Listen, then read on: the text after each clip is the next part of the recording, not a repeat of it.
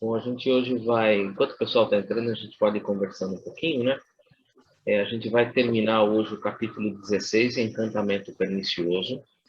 Faltam poucos slides e eu ia iniciar o capítulo 17, mas eu recebi um texto muito interessante do Gilberto. E o texto ele está muito ligado àquilo que a gente estudou no capítulo 16. Então, eu transformei o texto em slides e eu marquei alguns pontos do texto que eu achei interessante para a gente refletir. É algo realmente bem interessante. É uma conversa entre um doutrinador, um esclarecedor e um espírito. E é uma conversa muito interessante, muito interessante. Tem pontos que valem a pena a gente refletir, que podem ajudar a gente em outras situações e podem ajudar a gente até mesmo na nossa própria reforma íntima. É muito interessante o texto que o Ah, se Gilberto pode ajudar compartilhou. na reforma íntima, é muito interessante mesmo. Então, o Gilberto compartilhou com a gente.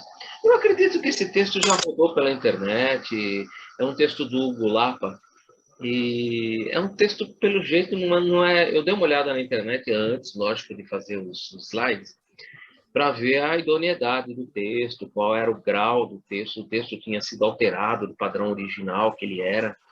E eu encontrei o original do Hugo Lapa, e inclusive ele mesmo assinando como, não, o texto é meu mesmo, recebeu como uma psicografia, é uma psicografia de um espírito que não quis se identificar. Então eu sei quem é o médium psicógrafo, mas eu não sei quem é o espírito, porque o espírito não se identificou. Mas Alguns fazem isso, né, Edu? tem bastante. É. Principalmente quando são mensagens construtivas, assim, realmente eles poucos ensinam ou assinam, ou muitos assim colocam assim um espírito amigo, um espírito bom, um espírito da seara do Cristo. Normalmente não se identificam. E eu achei interessante, acho que dá para a gente conversar bem sobre esse texto. Assim também a gente não larga o capítulo 17 assim com poucos slides. E o capítulo 17 vai ser muito legal, assistência fraternal, a gente vai estar retornando para a casa da Margarida. E a Casa da Margarida agora vai estar com 10 trabalhadores de Sidômio emprestados, que vão estar trabalhando na segurança da casa. A casa vai sofrer muitas mudanças e a casa vai se tornar um polo de tratamento de espíritos que se encontram ali perdidos naquela região. Então vai ser algo muito interessante, é o capítulo 17, realmente o final do livro cada vez vai ficando mais interessante. Eu tive uma conversa assim um pouco superficial com o Marco Antônio, que a gente enquanto o pessoal está entrando, a gente tem ainda 2 minutos para começar, sobre a possibilidade de a gente fazer realmente o estudo do livro nos domínios da mediunidade. O Marco Antônio falou para mim que ele já está lendo o livro. Então, se ele já está lendo o livro, é sinal que ele se entusiasmou. Eu conversei com o Roberto também falou que por ele também é até possível, ele está querendo ler o livro, ele acha que é interessante. Então, a gente parece que já tem um caminho que está começando a ser trilhado. Lógico que tudo isso vai ficar para ser resolvido depois do dia 19 de outubro, né? Quando a gente vai ter a nossa palestra-aula, né? É uma live do Zoom mesmo, tipo aula mesmo, com o Saulo César Ribeiro. Eu já conversei bastante com ele e ele vai fazer esse encerramento do livro e ele vai ficar disponível para a gente tirar dúvidas, esclarecer dúvidas a respeito do livro, da sistemática do livro, do que foi ali abordado no livro.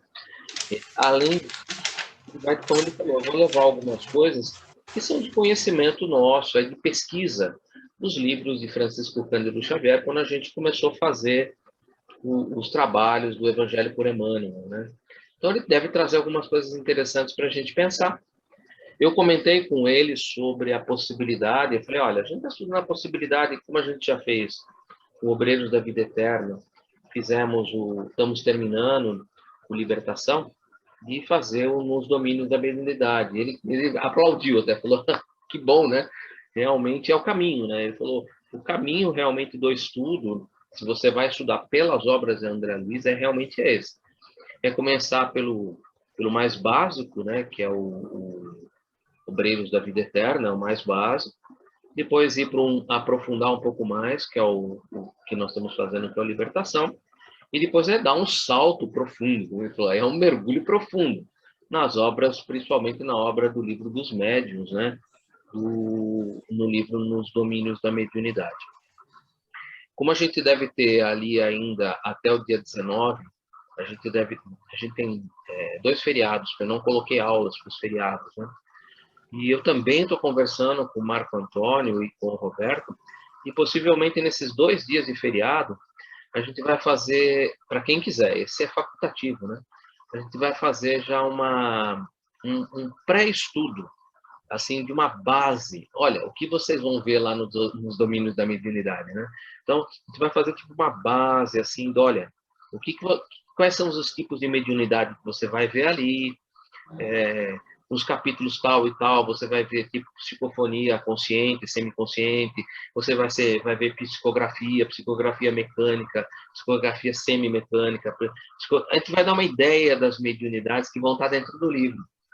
E vamos comentar alguma coisa, extraindo, como eu falei para o Roberto, vamos extrair isso do Livro dos Médiuns, porque assim, quando a gente entrar no livro definitivamente, a gente já tem o arcabouço do Livro dos Médiuns, pelo menos. Olha, demos uma olhada no Livro dos Médiuns e conhecemos, pelo menos pelo Livro dos Médiuns, temos uma ideia do que Kardec nos apresenta sobre cada uma das mediunidades.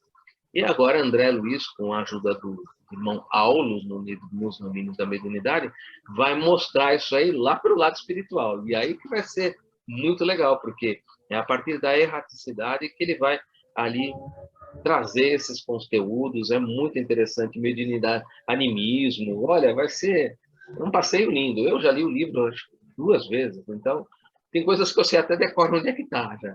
A gente está trabalhando um pouco em cima do livro. Ô, Edu, vai ser um livro de 4 anos de estudo. Olha, eu acho que não, tá, Rosilene? Eu acredito que vai ser rapidinho, são 30 capítulos, e eu acredito que, pelo que a gente estava conversando, eu, o Roberto e o Marco Antônio, vão ser 30 aulas. Uma aula por capítulo, porque os capítulos são curtinhos. O livro não é muito grosso, os capítulos são curtos. Então a gente falou, olha, se a gente tiver pelo menos uma introdução, vai ser assim, não vai ser muito difícil, não. Então a ideia é fazer uma introdução. Vamos ver, se der certo. Eu ainda estou conversando com eles, e como eu falei, isso é para depois do dia 19 de outubro, que é o encerramento.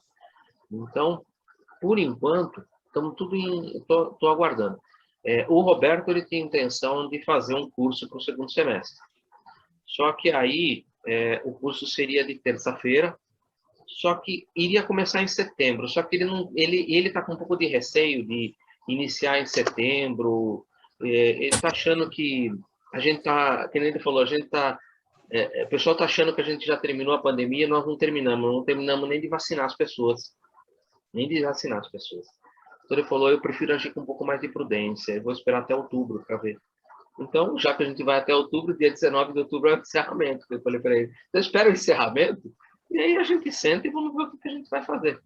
Qualquer coisa, a gente inicia os trabalhos, faz novembro inteiro, quando for lá para o dia 10 de dezembro, a gente dá uma paradinha e voltamos ali para o dia 2, 3 de janeiro, sem nenhum problema. Então, eu falei para ele, dá para fazer tranquilo. A questão de conversar e ver quais são as pessoas que estão interessadas, né? A priori, eu falei com ele, o curso seria realmente de terça-feira, porque é o dia do curso do CETREL, que tem um mentor no CETREL, que é esqueci o nome do mentor de terça-feira. Não é o Teles de Menezes? Teles de Menezes, exatamente. É o mentor de terça-feira, como o próprio Melo já tinha estipulado essa mentoria, esse grupo de mentores que trabalham na casa. Ele tinha muito mais visão do que a gente para saber quais são os mentores que estavam naqueles dias na casa fazendo aqueles trabalhos. Ele já tinha feito a árvore de trabalhos da casa. Então, eu falei para o Roberto, para a Ana, acho que a gente deveria manter a árvore de trabalhos que sempre existiu. E terça-feira é o dia do estudo mesmo, né? Então ela falou, com relação à palestra, a gente muda para um outro dia, ou para quarta ou quinta-feira. Normal, quarta-feira tem palestra mesmo, né? Então ela falou, aí é questão apenas de acertar. E aí seria mantido realmente na terça-feira mesmo, como está, e o curso seria online. a gente vai fazer ele todo online, não vamos fazer nada lá, a não ser, lógico, aquele pessoal que daqui já que faz o desenvolvimento mediúnico lá, vai continuar fazendo o desenvolvimento mediúnico nas salas de desenvolvimento mediúnico, quando o Roberto achar que realmente já estamos prontos para isso. Bom, já deve ter dado tempo de todo mundo entrar. Eu agradeço. A Mari já entrou também, ó. Agradeço a presença de todos vocês. Sejam todos bem. Estou aqui. Obrigada. Imagina. Como eu estava falando no início, a gente vai terminar o capítulo 17 e depois a gente vai compartilhar um texto enviado pelo Gilberto, que me pareceu ser um texto muito interessante para a gente conversar um pouquinho sobre o que a gente está estudando no capítulo 17. E eu tenho certeza que muitos daqui vão poder colaborar com a gente, trazendo algumas experiências, a partir daquela experiência que nós vamos estudar agora no finalzinho do capítulo 17. O texto é do Hugo Lapa, é um texto até que razoavelmente conhecido, mas tem algumas particularidades ali que acho que vale a pena a gente conversar um pouco a respeito disso. Quem pode fazer para a gente a prece de abertura para a gente terminar o capítulo? Por favor, Meg. Eu separei uma prece que eu vi, eu falei, eu preciso assistir essa aula hoje.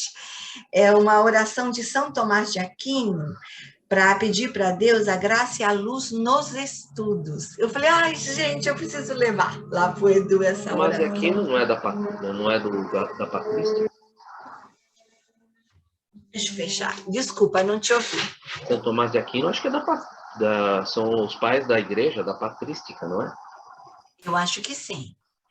E eu achei tão bonita, aí eu falei, vou levar para o Edu essa daqui. Posso fazer, então?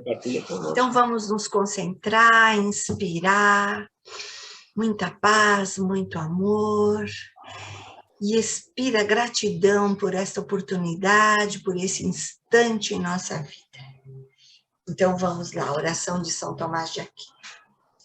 Criador inefável, vós que sois a fonte verdadeira da luz e da ciência, derramai sobre as trevas da minha inteligência um raio da vossa caridade. Dai-me inteligência, dai inteligência a todos nós, para compreender toda a memória e para retê-la. Retê-la com facilidade para aprender, sutileza para interpretar e graça abundante para falar. Meu Deus, semeai em nós a semente da vossa bondade. Fazei-nos pobres sem ser miseráveis, humildes, mas sem fingimento, alegres sem superficialidades, sinceros, mas sem hipocrisia.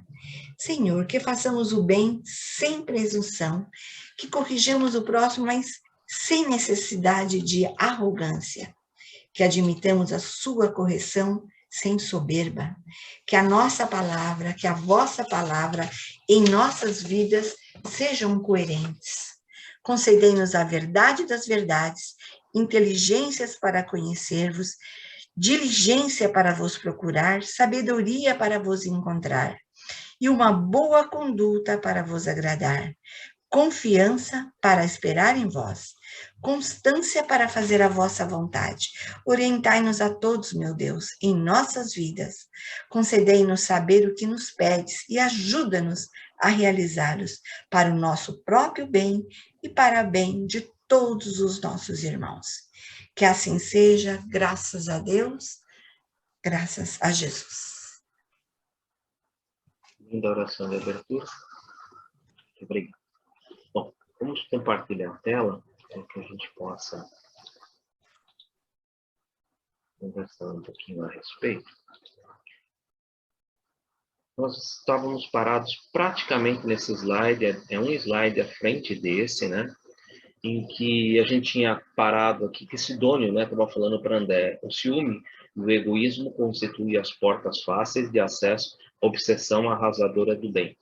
Eu voltei 2 slides para trás, porque eu preciso dessa frase para o estudo sobre o que o Gilberto mandou para a gente.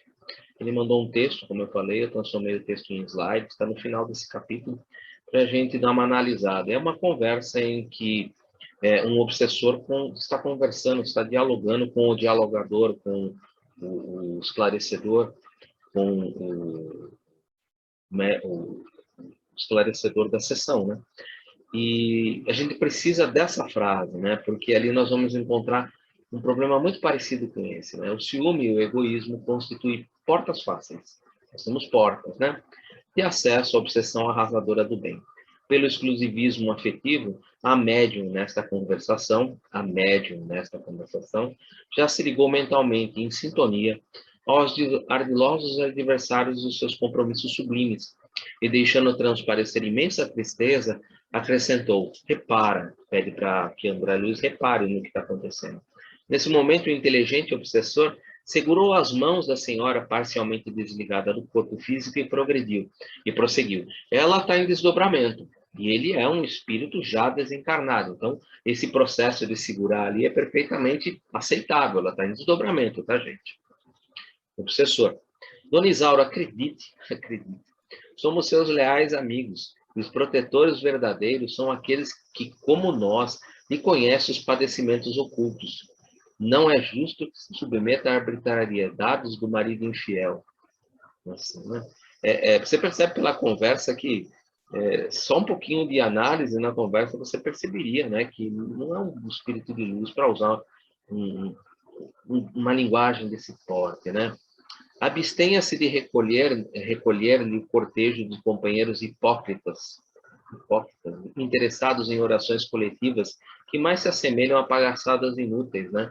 Falar sobre oração e tratar como palhaçadas inúteis é tipicamente uma condição que, volto a dizer, com um pouquinho de análise, falando de uma oração coletiva, toda oração é um processo de sintonia, de ligação com Deus, né? E você falar que aquilo é uma palhaçada, que aquilo não tem inútil, que não tem sentido, é algo bastante assim, de certa forma, é uma questão apenas de você ali perceber um pouco as palavras e pensar consigo mesmo, né? A gente aprende tanto sobre a oração e a forma de orar, estabelecer a sintonia com Deus. Orar é pensar em Deus, aproximar-se de Deus, colocar-se em comunicação com Deus, mesmo que Jesus ensinou, né? Entrar no quarto, fechar a porta e ali em secreto colocar os pedidos ao vosso Pai, e o vosso Pai em secreto que atenderá. Ou seja, o processo de oração é um processo de sintonia com Deus, e tratar ele como se fossem palhaçadas inúteis é algo que uma pessoa que pouco que ela estudou, ela percebendo um pouco esse linguajar, ela deveria ter percebido, olha, alguma coisa não está bem, né? Algo não está bem, né? É um perigo entregar-se a práticas mediúnicas, qual vem fazendo, em companhia de gente dessa espécie. Tome cuidado. A médium invigilante, né? Aqui o André Luiz nos falando, né? A médium invigilante, lógico, né? Regalou os olhos, impressionada com a estranha inflexão impressa nas palavras ouvidas, e falou súplice. Aconselha-me, então, generoso espírito amigo, que tão bem me conhece o martírio silencioso. Ou seja, ela está muito ligada a uma questão pessoal dela, né? Ela está cultivando aquilo ali e ela está se achando muito vitimada, né? Ela está se sentindo numa condição muito vitimada, é uma condição muito perigosa, né? A gente sempre tem que tomar muito cuidado com essa condição de vítima, né? Muito perigoso. O interlocutor, nessa intenção de destruir a célula iluminativa, né, a médium, que tanto trabalha bem naquele trabalho de iluminação das outras pessoas e não amparo ao próximo, né, que funcionava como imenso proveito da coletividade de encarnados e desencarnados, observou com malícia: a senhora não merece a vocação do picadeiro. Não é que coisa, né? E envolvendo-a nos pesados véus da dúvida, que anulam tantos trabalhadores bem-intencionados, arduziu. Já meditou bastante na mistificação inconsciente? Estava convencida de que não engana os outros?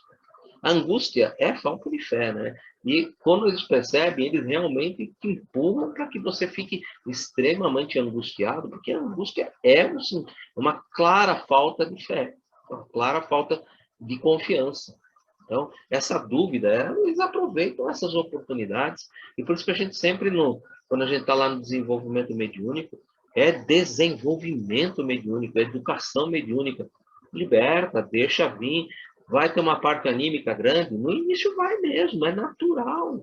à medida que você vai confiando mais em você mesmo e que você vai estabelecendo uma melhor sintonia com os mentores, guias e com a própria equipe espiritual do trabalho, você vai conseguindo, com essa melhor sintonia, receber melhor as informações e traduzir, colocar melhor essas informações para o esclarecedor, para o doutrinador, ou o esclarecedor, para que ele possa ali estabelecer um diálogo e possa ali ajudar à medida do que é possível, né, ser feito e daquilo que também é permitido por Deus, né, tudo que está dentro dos desígnios do Criador.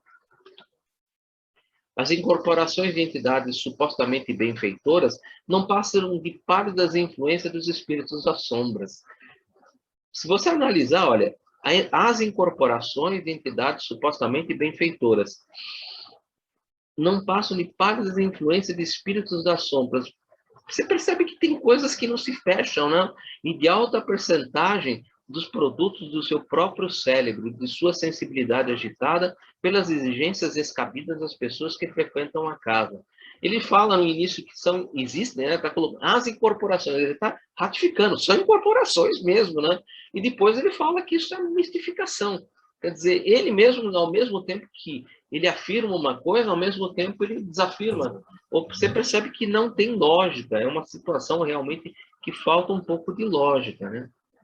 Os falsos profetas não existem apenas entre os encarnados, mas também, e muito mais numerosos, entre os espíritos orgulhosos, que, fingindo amor e caridade, semeiam a desunião. Erasto, no Evangelho segundo o Espiritismo, no capítulo 21, item 10, né? Haverá falsos cristos e falsos profetas. O espírito Erasto é um dos que, assim, colaborou exaustivamente na codificação. O que a gente encontra de passagens e de advertências, e principalmente de ensinamentos que esse nosso irmão trouxe, são enormes, não só no Evangelho e Espiritismo, você tem comunicações dele, ou presença dele em todos os outros livros da codificação. O espírito Erasto, ele trabalhou incansavelmente em toda a codificação espírita, e inclusive na revista espírita, tem muita coisa dele. Trate de perseverar a sua dignidade, trate de preservar a sua dignidade, mesmo porque seu esposo não tem outro objetivo senão de utilizar-lhe a credulidade excessiva, lançando a triste aventura do ridículo. Eles fazem isso mesmo, né? Espantado com a passividade de sinônimo ante aquele assalto, enderecei-lhe a palavra respeitosa, né? Típico de André Luiz, o espírito em aprendizado, né? Ele está aprendendo, né? Todo essa trajetória que elevou ele à condição de espírito que depois colaborou bastante na psicografia de Francisco de Xavier, trazendo outros livros com muita instrução, mas aqui no início, nós estamos bem aqui no início, né? Ele está contando como foi todo o desenvolvimento dele, como ele se desenvolveu lá na erraticidade, na parte espiritual. Quantos irmãos, vamos dizer assim, espíritos como o Gúbio, como o Sidônio, como todos os outros que são orientadores, quantos orientadores ele teve, quantas vezes ele acompanhou esses orientadores para ir desenvolvendo o conhecimento, abrindo, ou seja, trazendo cultivando em si mesmo esse arcabouço de informações que ele pudesse depois aí espalhar essas informações como ele tem feito, né? Não será razoável defendê-la? Ele sorriu compreensivamente e elucidou, né? André, o que fazemos há poucas horas no culto da prece do socorro fraternal? Não fizemos isso? Se não prepará-la a própria defensiva, trabalhou mediunicamente conosco, ouviu formosa e comovedora preleção evangélica contra os perigos do egoísmo enfermiço. Eu até comentei isso semana passada a respeito dessa preleção que possivelmente já tinha sido feita, né? Colaborou decidida para que o bem se concretizasse, e ela própria emprestou-nos lábios a fim de ensinar-nos princípios de salvação em nome do Cristo, a quem deveria confiar-se. Entretanto, apenas porque o esposo se dispôs à justa gentileza com as senhoras que lhe buscaram a palavra esclarecedora e fraterna, obscureceu o pensamento no ciúme destruidor, enxergando má intenção em tudo, perdendo o equilíbrio íntimo, entregando-se desarmada a entidades que lhe exploraram o sentimentalismo. Toda essa parte foi feita semana passada, eu só estou dando uma recordada, por isso que eu estou só lendo, não estou fazendo nenhum tipo de comentário, porque a gente já comentou semana passada, né? Esses companheiros retardados procedem com os médios à maneira de ladrões, que depois de saquearem uma casa, acordam o dono, hipnotizam-no e obrigam a tomar-lhes o lugar. Aproximam-se da mente vigilante, dilaceram-lhe a harmonia e depois, com sarcasmo imperceptível e sutil, obrigam-na a acreditar-se fantasiosa e desprezível. Muitos missionários se deixam atropelar pela falsa argumentação que acabamos de ouvir, muitos mesmo, e menosprezam as sublimes oportunidades de estender o bem através de preciosa sementeira que lhes enriqueça o futuro. Lao Tzu fala: vigie seus pensamentos, eles se tornam palavras, né? Pensamento e vida, né? Vigie suas palavras, eles se tornam ação, pensamento e vida. Vigie suas ações, se tornam hábitos. Vigie os seus hábitos, eles se tornam o seu caráter. Vigie o seu caráter e ele se torna o seu destino. Muito bacana, né? Comentário meu, né? A mediunidade é um instrumento divino para a prática do bem. É também um canal de larga passagem para a obsessão, com certeza. Sugiro leitura do Livro dos Médiuns, capítulo 23, item 239, fascinação. É o segundo grau de mediunidade, né? A mediunidade simples, fascinação e subjugação. A fascinação é a que mais realmente se aplica a médiuns, né? Há muitos médiuns que sofrem esse tipo de obsessão. Essa obsessão, ela é muito característica em muitos médiuns, tá? O médium tem uma capacidade de percepção do plano espiritual muito mais ampla que a maioria das pessoas, ficando por essa razão muito mais sensível à sua influenciação. Daí a importância da sua moralização. Quando invigilante, o médium tem o seu psiquismo enfraquecido, permitindo a aproximação ao seu campo mental de entidades perturbadoras que procuram desacreditar as manifestações do plano espiritual, atribuindo-as a expressões do seu próprio pensamento, colocando ele numa condição anímica, achando que é tudo animismo, ou mistificação mesmo, como esse está fazendo. Fazem o médium acreditar-se um mistificador, um mentiroso. Com isso, perde a oportunidade de fazer o bem e levar-se espiritualmente. E aí, exatamente onde nós paramos na semana passada. André, mas não há recurso inquiri sensibilizado de afastar semelhante malfeitores? E Sidônio, sem dúvida, elucidou Sinônimo. Em toda parte existe contenção e panaceia, remediando situações pela violência e pelo engano prejudiciais, mas, conjunção adversativa. Na intimidade da nossa tarefa, o que será mais aconselhável? Espantar as moscas ou curar a ferida? Bem interessante, né? Ele vai bem ao fundo mesmo, né? Não há na terra mal senão em nós mesmos, mal de nossa rebeldia multimilenária diante da eterna lei, gerando os males que nos marcam a imprevidência. Emmanuel, no livro Luz no Caminho, bem de cara, no capítulo 1. Sidônio, tais dificuldades são lições valiosas, e como são mesmo, né? O espírito do medianeiro entre encarnado e desencarnados deve aproveitar em benditas experiências, e não nos compete subtrair o ensino ao aprendiz. Ou seja, vamos respeitar o livre-arbítrio, porque a partir desses erros que ela vai cometer, é que ela vai conseguir compreender, porque a dor e o sofrimento vão conduzi-la novamente ao caminho, e vai compreender e vai poder entender melhor o que se passou e como se passou e por que isso se aconteceu. Então, o respeito ao livre-arbítrio é muito importante, né? Enquanto um trabalhador da mediunidade empresta ouvidos a lisonjeio e personalismo, que é o que ela está fazendo, né? Ela estava se sentindo bastante vítima. E encontrou alguém que ali lisonjeou e trabalhando nesse personalismo da vítima, ou seja, tornou ela mais vítima ainda, né? Perturbador, ouvidas ao lisonjeio e ao personalismo perturbador, cai vibratoriamente, no nível moral em que se ajusta, convive com as entidades cujo contato prefere, e acorda mais tarde verificando as horas preciosas que desprezou. Comentário que eu já havia feito na parte lá de cima. Pois virá o tempo em que não suportarão a sã doutrina, pelo contrário, sentindo coceira nos ouvidos, segundo os seus próprios desejos, juntarão mestres para si mesmo. Eles se recusarão a dar ouvidos à verdade, voltando-se para os mitos. E é o que ela está fazendo, né? E pior que Timóteo já tinha escrito isso lá na Epístola de Timóteo, no capítulo 4, versículos 3 e 4, né? Impressionante, né? André, a esse tempo, o obsessor de Dona Isaura afirmava-lhe falante, né? Não é o espírito falante, né? Estude a senhora o próprio caso, consulte cientistas competentes, leia as últimas novidades em psicanálise e não perca a sua oportunidade de restauração sobre a pena de enlouquecer. E completava, falo-lhe em nome das esferas superiores na qualidade de um amigo fiel. Normalmente, espíritos de luz, raramente eles dizem, sou fulano, sou ciclano. Normalmente eles terminam as suas, quando trazem informações, respeitam muito o nosso livre-arbítrio. São informações normalmente de caráter geral, são, vamos dizer assim, pontos que nós deveremos pensar, mas sempre de caráter geral, nunca direcionado a ninguém, porque respeitam os nossos nosso livre-arbítrio.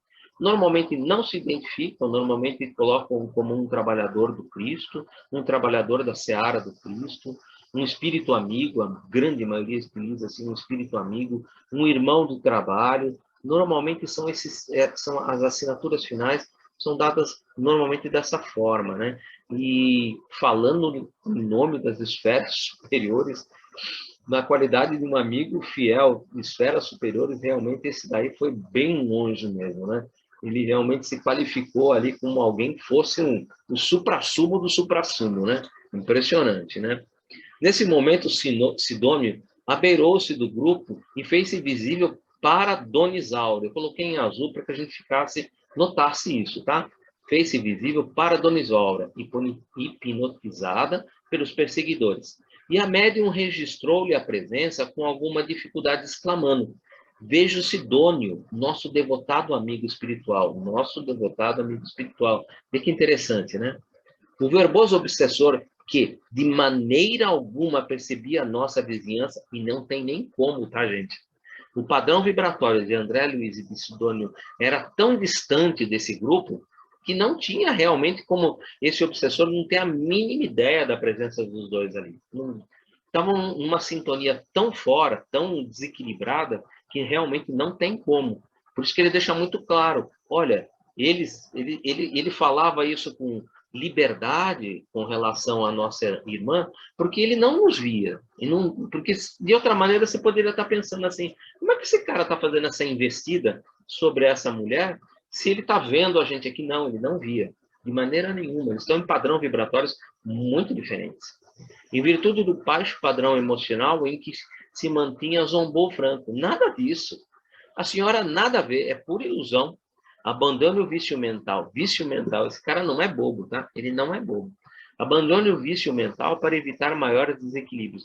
Realmente, gente, a gente precisa perder essa ideia de que espíritos que estão ali... É o caso do... Lembra quando a gente conversou exatamente do caso do nosso irmão Saldanha? O quanto de conhecimento ele tinha? Tanto que ele falou para André Luiz, né?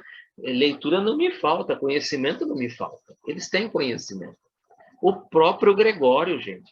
O próprio Gregório era papa. Ele se utilizava de todo o conhecimento que ele tinha trazido pelo Cristo. Para quê? Para uso próprio, para que ele pudesse ali enobrecer o seu orgulho e o mando sobre as outras pessoas, a subjugação. Ele não subjugava todas as outras pessoas, e o Cristo advertiu sobre isso, né? Cuidado para que a luz que há em ti não sejam trevas, pois senão quão grandes serão essas trevas. Ou seja, se você utilizar em todo esse arcabouço que a doutrina e que o cristianismo te traz, que eu te apresento aqui para subjugar as outras pessoas, trevas, né? Cuidado para que a luz que há em ti não sejam trevas, onde Gregório estava, né? Nas trevas, pois senão quão grande serão essas trevas. Tudo muito bem claro, né? Fica muito bem. Você consegue com esse livro tirar bem essa sustentação, né? Dessa advertência do Cristo. É uma advertência muito clara mesmo, né? Sidônio voltou algo triste e informou: desde o instante que Dona Isaura, se projetou na zona sombria do ciúme, tem a matéria mental. Lembra que nós estudamos lá no capítulo 4, 5, 6, quando a gente falou do halo mental? Exatamente essa matéria mental que ela ali coloca na sua psicosfera, e a sua psicosfera fica enegrecida. que também foi tratado no início do nosso capítulo, em posição difícil, e não se acha em condições de compreender-me, mas poderemos socorrê-la de outro modo. Olha que inteligência, né? Isso é importante, né? Em volitação rápida, encontrou o marido da medianeira, numa reunião instrutiva. Que beleza, né? Junto de vários amigos espirituais, e recomendou-lhe tomar o corpo físico sem perda de tempo, a fim de auxiliar a esposa em dificuldade. O irmão Silva não hesitou. Em breve regressava à câmara conjugal, repousando-se, reapossando-se do veículo denso, ou seja, fazendo novamente a reintegração, né, do perispírito ali com o corpo denso, né, com o corpo físico, né, fazendo o acoplamento, né. E como ele colocou aqui, de uma maneira gostosa, né? E não aquelas vezes quando a gente apronta alguma coisa do outro lado e a gente volta correndo para o corpo, dá aquelas pancadas que você levanta na cama e quase levanta 50 centímetros da cama, né? Só aqueles retorno rápido, né? Então, aqui não, ele voltou tranquilo, uma reintegração tranquila. O corpo da senhora ao lado dele arfava em reiteradas contorções, acorrentado a indizível pesadelo, que nós já sabemos. Dócil à influenciação de Sidônio, o marido procurou despertá-la, sacudindo-lhe o busto delicadamente. Isaura, em copioso pranto, retornou ao corpo sem detença, abrindo os olhos assustadiços. Oh, como sou infeliz! Brandou angustiada. Estou sozinho. Estou sozinho. Sidônio, quase incorporado ao marido complacente e bondoso, levava-o a falar construtivamente, né? E o marido dela era esclarecedor, né? E aqui é como se houvesse uma incorporação, né? Bem interessante esse aspecto, né? Um espírito no grau do Sidônio, ele consegue fazer essa inspiração, essa intuição, assim, por um processo hipnótico bem denso, né? Bem delicado, né? Lembra-te, querida, de nossa fé e de quanto temos recebido dos nossos amados benfeitores espirituais? Nada disso, replicou irritada. Como assim? Tornou ele paciente. Não temos sido tão amparados através da tua própria mediunidade? As mensagens que recebo são pura atividade da minha imaginação, por influência de mistificadores das sombras. Ela está recordando aquilo que o espírito estava falando para ela. E aí o nosso irmão, mas ouve, Isaura, já sei. Caíste nas malhas dos nossos infelizes irmãos que te conduzem ao purgatório do ciúme terrível. Mas Jesus nos auxiliará no oportuno reajustamento. Ou seja, agora é a hora de uma conversa. Uma conversa mais delicada, de uma conversa de aproximação, uma conversa de tentar ali apaziguar esses ciúmes, trazer novamente o amor possa ali realmente perdurar e estabelecer novamente aquele casal e o amor entre os dois, né? Nesse momento, o Sidônio voltou-se para mim e lembrou: penso, André, que já assistisse à fase culminante da lição. Esta conversa agora seguirá até muito longe. Com o milagroso concurso das horas, pacificaremos a mente da servidora, respeitável, mas exclusivista e invigilante. Exclusivista e invigilante. André, volta a teu círculo de trabalho e guarda o ensinamento desta noite. Profundamente tocado pelo que vira, agradeci e afastei-me. Rúbio me aguardava para novas experiências. E aí seria o capítulo 17, assistência fraternal. Serve e ora. A prece te renovará energias. O trabalho te auxiliará. Deus não nos abandonará. Faz silêncio e não te queixes. Alegra-te e espera, porque o céu te socorrerá. Por meios que desconheces, Deus permanece agindo. Francisco Cândido Xavier, Recados do Além pelo Espírito de Emmanuel, editora Ideal, capítulo 49.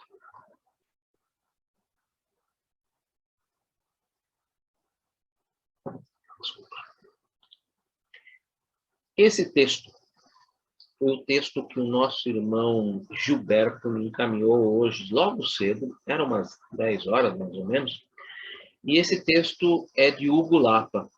E o tema, ele é uma psicografia. Eu dei uma procurada na internet, porque eu recebi o texto pelo WhatsApp, e sabe, tudo que a gente recebe pelo WhatsApp, a melhor coisa é você procurar na internet para saber exatamente de onde vem, quem foi que escreveu, se o texto não foi alterado, porque às vezes algumas coisas no meio a pessoa altera palavras, troca de ordem.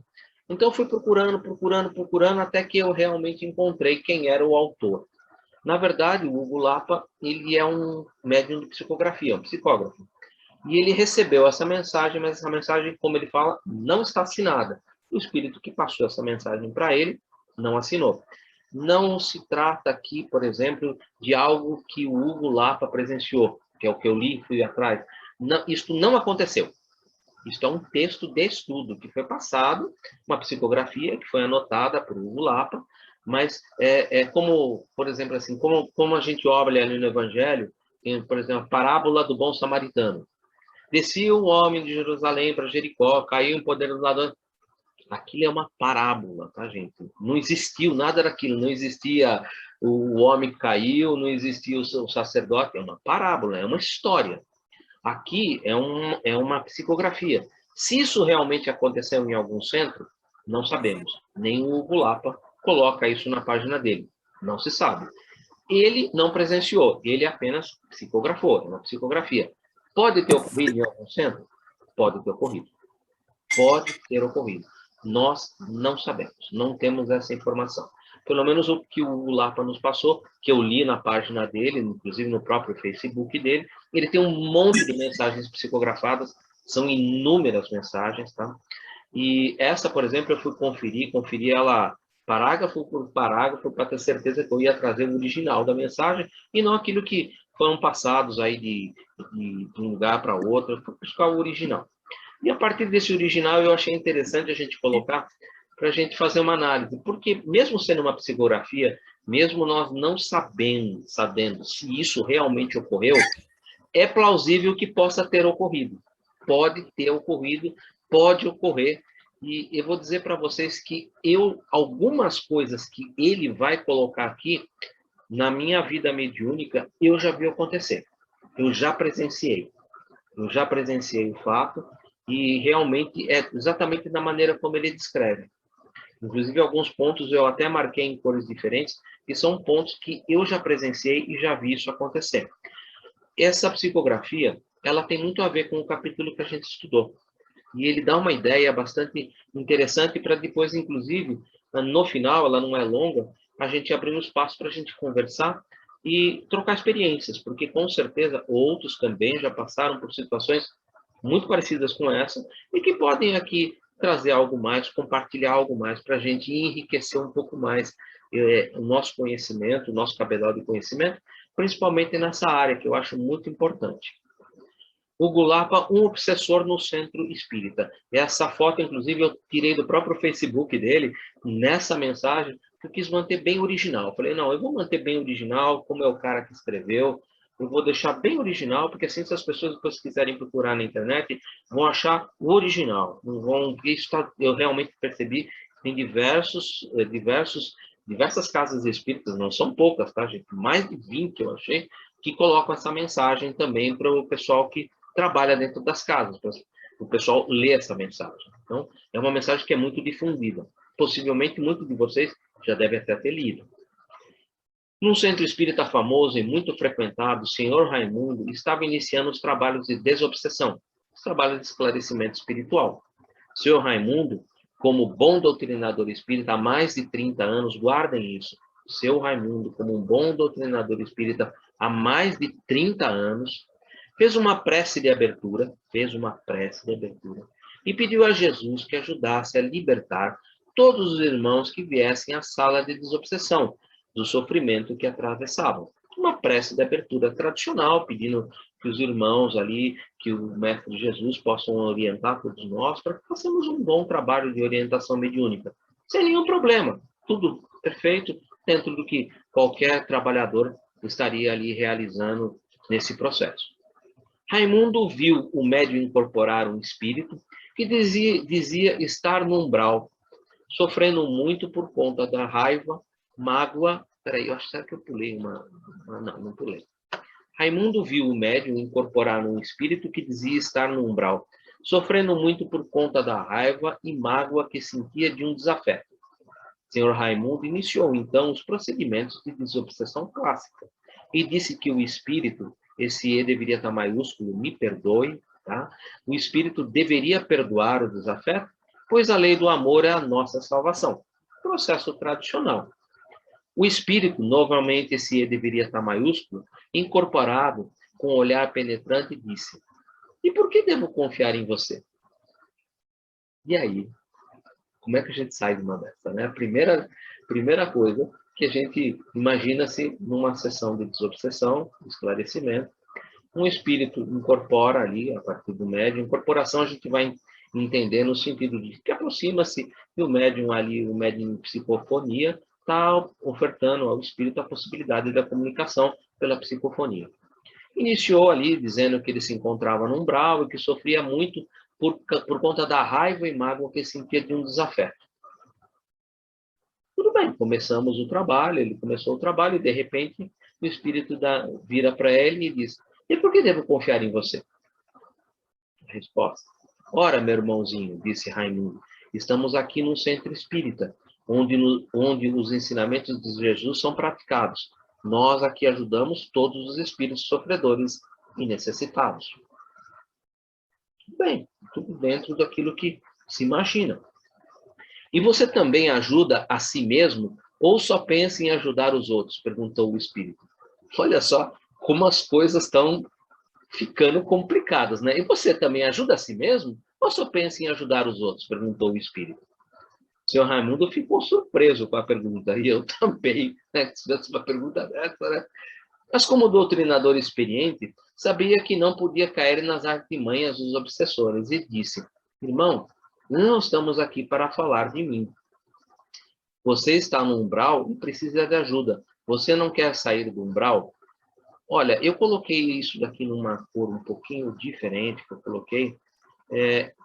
Não sei, eu faço esclarecimento, né, gente? Eu não costumo utilizar esse tipo de... vamos dizer, esse parágrafo não faz parte do meu roteiro de parágrafos que eu utilizaria normalmente, né?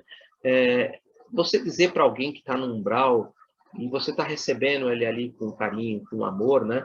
Você tem muitas outras formas de conversar com o espírito ali, quando você está conversando com ele, sem ter que dizer para ele que ele se encontra numa situação como essa, né? Olha, você não está bem, me conta um pouco do seu estado, me diga como você está passando, você já se viu hoje, você já se olhou, você já se percebeu, ou seja, existem muitas outras maneiras do que você chegar e falar para o cara assim: olha, você está no umbral e precisa de ajuda, você não quer sair do umbral? Primeira pergunta que a grande maioria, eu não faço essa pergunta, porque a grande maioria parece assim: mas o que é umbral? Tá? Então, para não ter uma resposta desse tipo, né? Não, mas o que é umbral? Gente, nós estamos conversando. Quando você está estabelecendo um diálogo fraterno ali com o irmão, que você está ali dialogando com ele, dialogando de coração, com o coração aberto e com amor, você precisa ter certeza de que aquela pessoa que está ali na tua frente, ela, na maioria das vezes, não é um espírita, não sabe o que quer dizer umbral, tá? Não sabe muitas vezes a situação em que ela se encontra. Então, a caridade não manda a gente dizer para a pessoa: olha, você está no umbral e você não quer sair do umbral. Peraí, eu acho que tem formas um pouco mais delicadas para esse tipo de trabalho. Eu não estou aqui dizendo que isso está errado. Eu estou contando apenas o que eu penso. E depois, eu vou no final, como eu falei, o texto é pequeno, e no final dá para a gente aí dialogar e ver o que vocês também pensam, para a gente chegar numa condição mais comum. Eu coloquei isso de cor diferente, porque eu acho que não é um parágrafo que eu utilizaria normalmente. Eu acho que é um parágrafo que vai exigir daquele que está escutando conhecimento da palavra umbral e, puxa vida, eu prefiro agir com um pouco mais de carinho, um pouco mais de um trabalho melhor das palavras. Eu gosto muito de deixar o espírito falar, entendeu? Eu não faço esclarecimento de 10 minutos, às vezes eu demoro 15, 20 minutos. Eu gosto de deixar a pessoa realmente contar os problemas dela, o que está, as aflições, para que depois, com o arcabouço de informações que ela me deu, eu possa fazer o melhor por ela, né? Então, normalmente ali eu deixo ela falar 5, 7, às vezes até 10 minutos.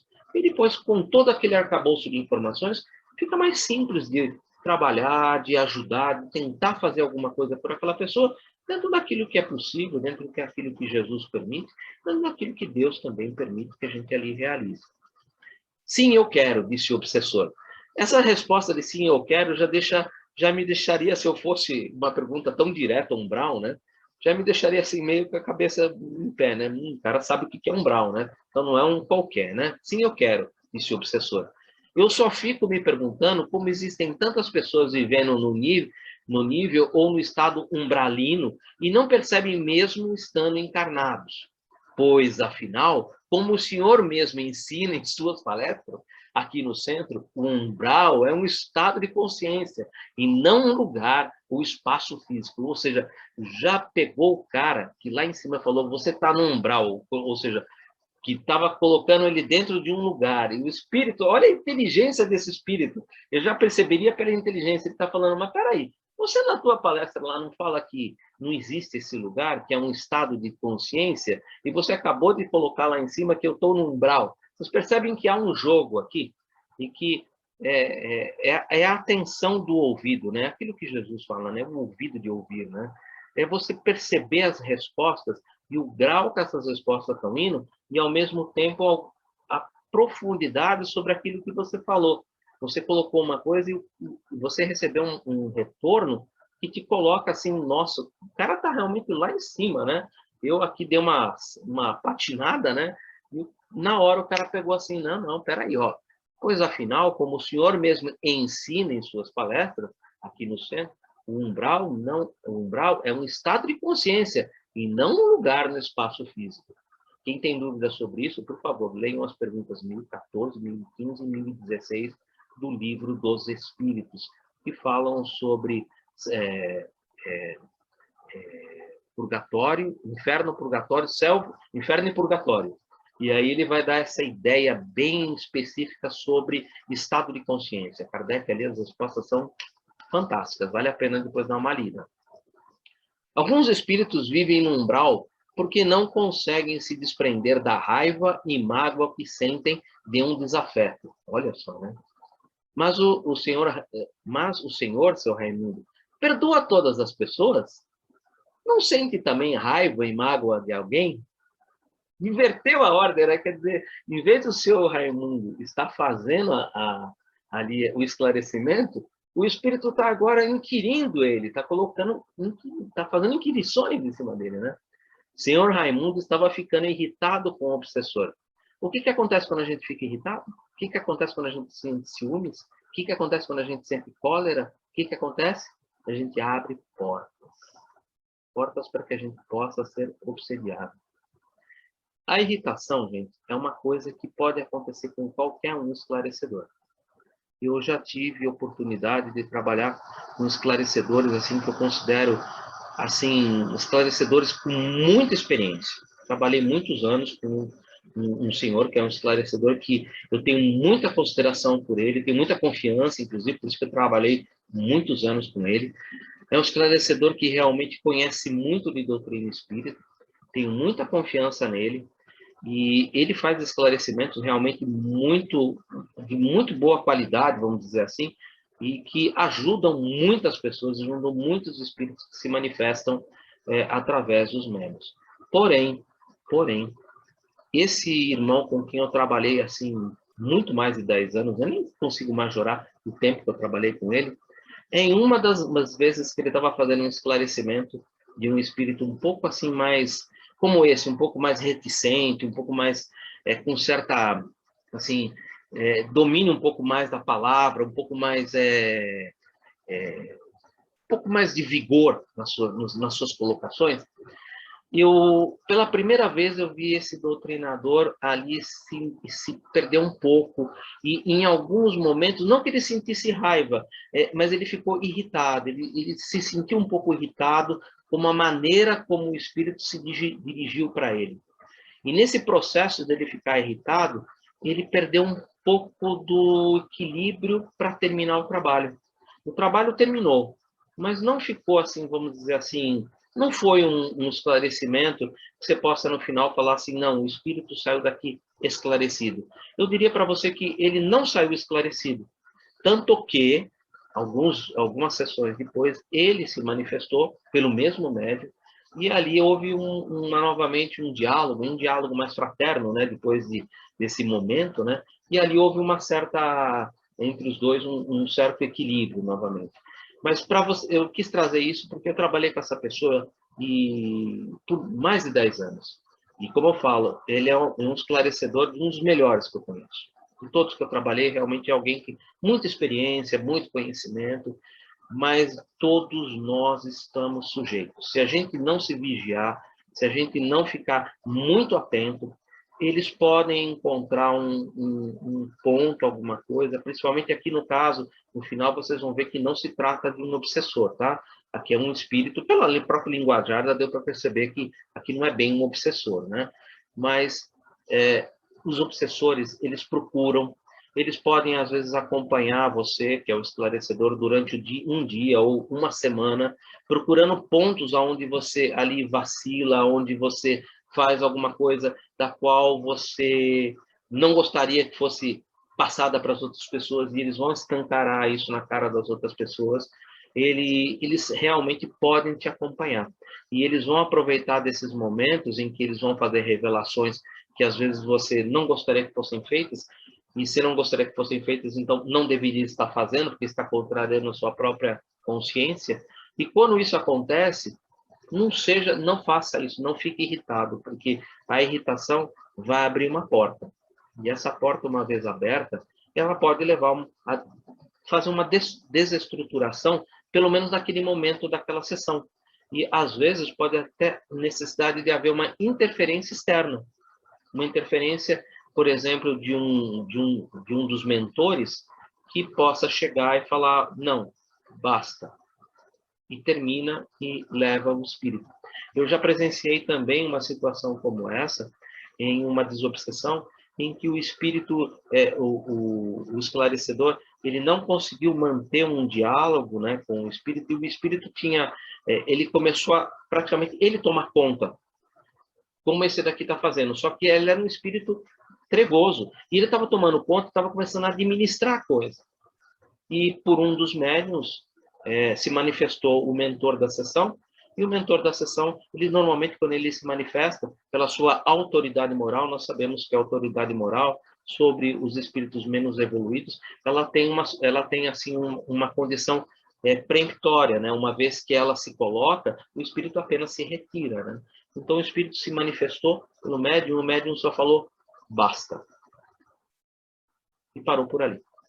O espírito foi retirado da sessão e encaminhado para ser atendido em um outro local, em uma outra circunstância. Então, existem situações, e essas situações a gente pode, se a gente estudar, ler principalmente essas coisas, dialogar com as outras pessoas, colher informações, construir um bom arcabouço de sustentação, evitar de criar qualquer brecha, irritação, raiva, ódio, rancor. Se você ouvir alguma coisa que você não gostaria que tivesse sido falado ali, pense contigo mesmo, né? Se você não gostaria, por que você fez? Você está ofendendo a sua própria consciência, a sua própria consciência.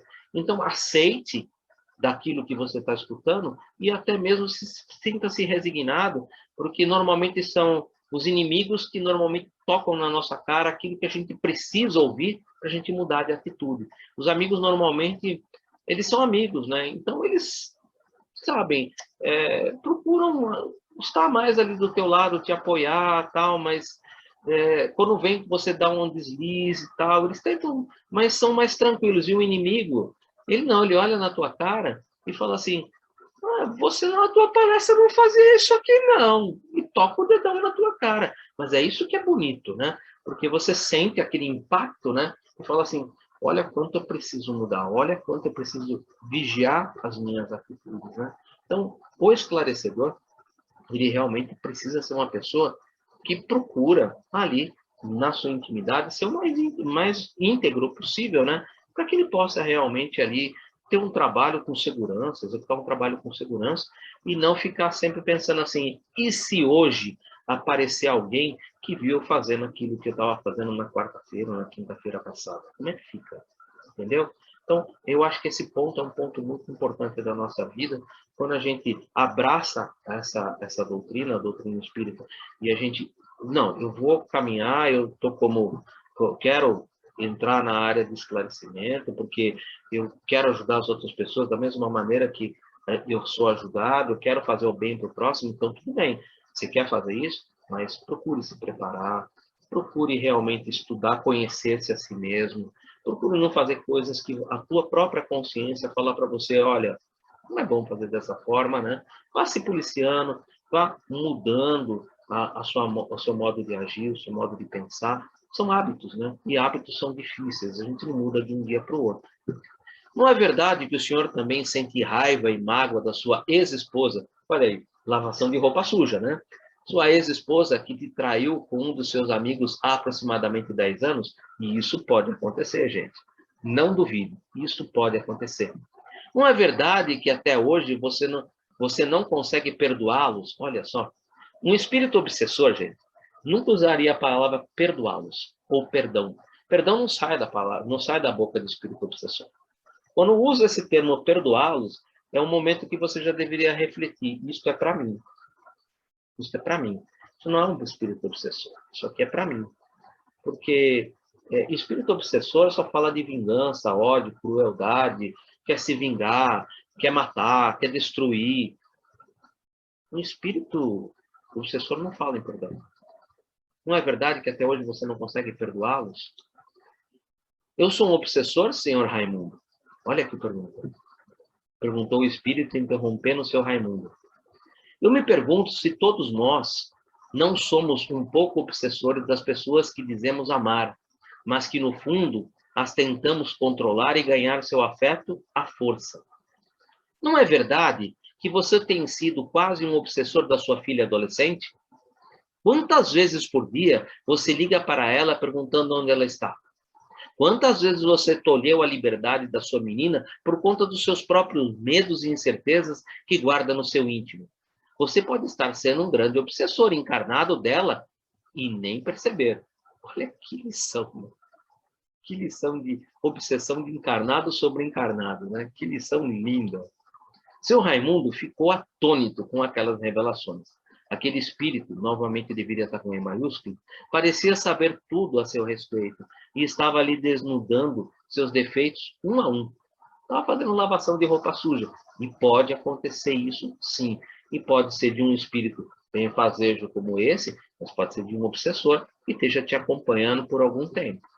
O senhor Raimundo ainda não queria dar o braço a torcer e ficou com mais raiva, abriu mais as guardas ainda. Já imaginou se fosse realmente um espírito obsessor? Possivelmente essa reunião, esse trabalho de orientação não terminaria e possivelmente ali deveria ter a intervenção, se houver um mentor na sessão, deveria haver a intervenção de um mentor para retirar o espírito, porque houve um desequilíbrio completo do médium que está fazendo a desobsessão, que está fazendo o esclarecimento, né? Abriu mais ainda, ficou com mais raiva, né? Resolveu fazer uma oração dizendo: Senhor Jesus, peço que tua equipe conduza esse irmãozinho perturbado. Gente, eu não uso esse termo perturbado de maneira nenhuma quando eu estou conversando com o espírito, de maneira nenhuma. Ele pode estar ali numa condição, vamos dizer assim, perdido, um pouco desorientado. Normalmente eu uso a palavra, está um pouco desorientado, eu posso, quem sabe, te ajudar, quem sabe te dar uma orientação, mas perturbado. Você fala assim, um irmãozinho perturbado, a grande maioria vai virar para você e vai falar assim: peraí, você está me chamando de maluco? Eles falam isso, tá? Peraí, você está me chamando de maluco? Então, Senhor Jesus, peço a tua equipe conduza esse irmãozinho perturbado a um local de tratamento no plano espiritual, ou seja, está querendo me livrar do cara, né? Aí piorou mais ainda, né? O espírito disse: por que me chamas de irmãozinho se nesse momento você quer, na verdade, pular no meu pescoço? De que adianta fazer uma oração a Jesus com toda essa raiva que quase transborda de você? Olha como ele tem uma percepção, né? Não é Jesus. Não, Jesus não vai te atender nesse momento. Fica tranquilo que agora o problema é teu. Realmente é por aí, né? Você precisa, seu Raimundo, parar de fugir dos seus problemas e emoções. Olhar para as impurezas do seu ser. E parar de achar que é o outro sempre o sofredor e você o salvador. Na verdade, todos nós precisamos de ajuda. Todos somos sofredores, em maior ou menor grau. Essa mensagem é lindíssima. Vou até ler de novo. Todos nós precisamos de ajuda. Quem não precisa? Todos somos sofredores, em maior ou menor grau. E orientar o outro a praticar aquilo que nós mesmos não realizamos em nossa vida é nada mais, nada menos do que hipocrisia. E é o que aconteceu. É da hipocrisia que o ser humano precisa se libertar.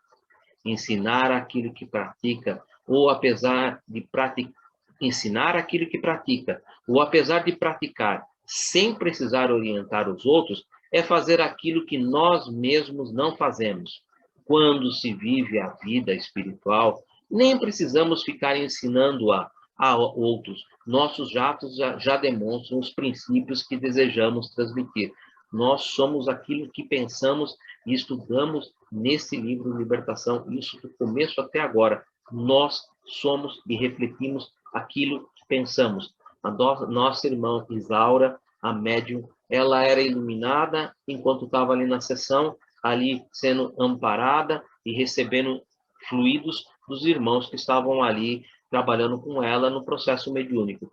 Quando esses irmãos saíam, ela se mostrava exatamente como ela era, totalmente apagadinha, com a sua psicosfera bem acinzentada e com diversas brechas para que fosse obsediada pelos ciúmes. Ou seja, nós somos exatamente aquilo que nós pensamos. Não vamos imaginar que a gente vai desencarnar, chegar na pátria espiritual e vamos aparecer ali com uns santinhos. E eu, por favor, solicito que vocês leiam um livro chamado Voltei, do irmão Jacó. O irmão Jacó era Frederico Figner, nada menos do que presidente da FEB no início do século XX. Ele foi presidente da FEB por 11 anos. E ele chegou no mundo espiritual que nem a Dona Isaura, apagadinho, apagadinho.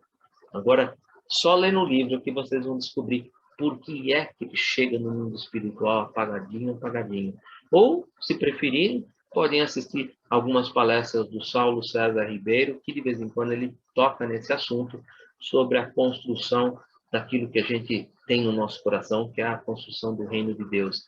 E que é onde realmente a gente vai poder ali construir as nossas luzes imperecíveis, né? Inclusive, existe um livro do Honório Onofre Abreu, da União Espírita Mineira, que chama Luz Imperecível. É um livro maravilhoso, que não pode faltar na prateleira de ninguém, porque realmente são algo muito importante para a gente ler. É tão importante que por exemplo, eu tenho um aqui e tenho um na minha casa, que eu uso esse livro quase que constantemente. Chama-se Luz Imperecível, da União Espírita Mineira, de Honório Onofre Abreu. O senhor Raimundo sentiu uma imensa vontade de chorar e desabou em prantos. O espírito incorporado veio falar com ele, colocou as mãos em seu ombro e disse: calma, meu irmão. Você precisa dessa terapia de choque para poder enxergar a si mesmo e parar de ver os defeitos apenas nos outros. Precisa também parar de se ver como o salvador e os outros como os sofredores, pois isso nada mais é do que uma forma de orgulho e soberba. É uma forma de se sentir superior e de ver os outros como inferiores. Chore, coloque tudo isso que você sente para fora. Faça uma revisão desses pontos que eu te apresentei e, a partir de agora, você poderá se tornar um verdadeiro ser humano, renovado e pronto para ajudar ao próximo, realizando a verdadeira caridade. O que é a verdadeira caridade mesmo? Né? É o BIP, né? Benevolência para com todos, indulgência para as imperfeições alheias e o perdão das ofensas. É o famoso BIP. BIP, a gente fala BIP, benevolência, indulgência e perdão. E dessa vez, sem hipocrisia, graças a Deus, né? Seu Raimundo, após alguns minutos de choro intenso, olhou para o espírito e perguntou: quem é você? O espírito olhou para seu Raimundo com todo amor e carinho e disse: meu filho, você não pediu a Jesus uma prece de abertura dos trabalhos que libertasse os espíritos dessa sala de sofrimento? Então, meu filho, Jesus me pediu que viesse aqui e mostrasse tudo isso para você, para que você pudesse ver a si mesmo, saísse do umbral da sua mente e se libertasse de tudo aquilo que te causa sofrimento. Sou o enviado de Jesus e a partir de agora você será um novo homem. Interessante que o término da mensagem ele se coloca como eu falei, né? Na maioria dos espíritos que trazem informações de cunho geral ou trazem informações que possam ali orientar alguém, uma orientação, que essa for uma orientação pessoal, eles normalmente não assinam. Eles não falam, sou fulano de tal, sou Francisco de Assis, sou Manuel da Nóbrega, sou Humberto de Campos. Não, eles não assinam. Normalmente eles falam, sou um enviado de Jesus, sou um espírito benfazejo, sou um espírito amigo que trabalha aqui junto com vocês, sempre nesse sentido. Por isso que eu achei essa mensagem muito bem colocada. Eu fui estudando parágrafo por parágrafo para poder colocá-la aqui, para realmente procurar dentro dela se não havia nenhuma coisa que pudesse, de alguma maneira, alguém dizer assim, não, mas isso aqui está um pouco estranho. Não, ela está bem dentro do arcabouço daquilo que a gente aprende da doutrina espírita. Não tem falhas em nenhum ponto, eu não achei ponto nenhum de falha. Inclusive, se vocês notaram alguma coisa, agora que a gente está 9h15, que é o nosso horário tradicional, eu vou abrir para a gente comentar. E eu tenho certeza absoluta que do nosso grupo aqui, muita gente vai poder trazer experiências.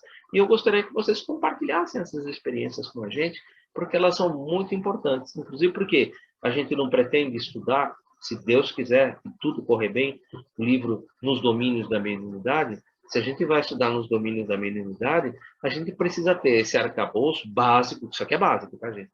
Isso aqui é fundamentado, senão lá para frente vai ficar mais difícil. O livro realmente não é fácil, muita gente diz que, eu começo a ler, leio 3, 4 capítulos, ponho na prateleira, depois começo de novo e assim sucessivamente. Então, gente, é isso mesmo, tá? A gente precisa criar esse arcabouço para a gente poder ir firme nesse livro. Eu vou fechar o share e vou abrir para vocês. Seu Raimundo, só um segundo, que ele encobriu para mim. Ele encobriu. Aquela sagrada lição de autoconhecimento. Depois desse episódio, tornou-se uma pessoa muito melhor.